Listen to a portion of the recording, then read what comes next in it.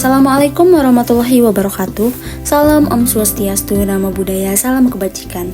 Kalian pernah mendengar gak sih kata-kata seperti ini? Kesuksesan bukan hanya milik mereka yang berbakat, tapi juga mereka yang pantang menyerah.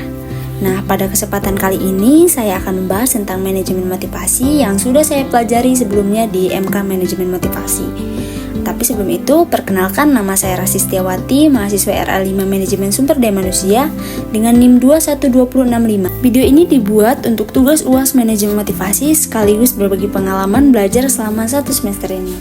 Saya bersyukur banget bisa menyelesaikan semester ini dengan banyak ilmu baru. Saya banyak belajar tentang motivasi dan bagaimana cara menggunakannya agar lebih produktif, terutama dalam pekerjaan saya sebagai afiliator TikTok. Tapi sebelum itu, yuk kita flashback dulu ke 7 topik menarik yang sudah saya pelajari. Yang pertama ada motivasi dan motivasi kerja, yang kedua ada pendekatan motivasi, yang ketiga ada macam-macam teori motivasi, yang keempat ada psikologi organisasi, yang kelima hubungan faktor kompleksitas manusia dengan motivasi, yang keenam riset motivasi, model dan susunannya, dan yang terakhir adalah penetapan teknik dan teori motivasi dalam organisasi bisnis. Kalau ditanya mana yang paling nyangkut di otak, saya paling paham teori motivasi kayak Maslow dan Herbert sih. Karena teori ini simple tapi powerful gitu.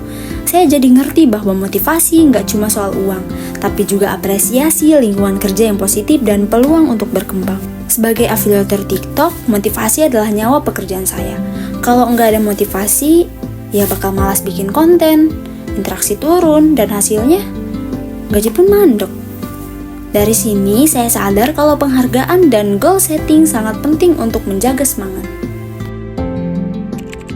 Saya sudah mulai menerapkan beberapa hal keren dari kuliah ini, kayak bikin target harian dan mingguan. Soalnya nih ya, konten yang gak terjadwal pasti bakal berantakan. Makanya saya mulai bikin target view, engagement, dan waktu posting yang konsisten. Kemudian motivasi diri dengan rewards. Kayak misalnya kalau saya sudah mencapai target, saya pasti bakal kasih self reward kepada diri sendiri. Kayak misal beli kopi ataupun sekedar kayak nonton film kesukaan saya. Kemudian memahami audiens dengan psikologi.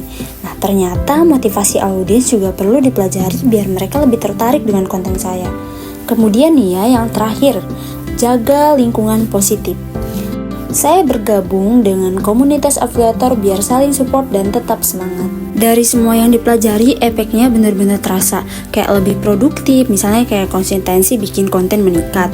Terus juga pendapatan naik tuh, engagement bagus, komisi lebih besar.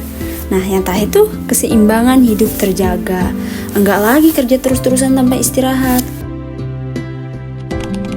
Jadi kesimpulannya, manajemen motivasi itu bukan cuma teori kosong ya, tapi benar-benar bisa diimplementasikan dan berdampak langsung pada kehidupan. Dengan ilmu ini, saya bisa bekerja lebih cerdas, tetap semangat, dan makin berkembang di dunia afiliator. Next goal, pastiin semua ilmu yang saya pelajari bisa terus diterapkan biar makin sukses.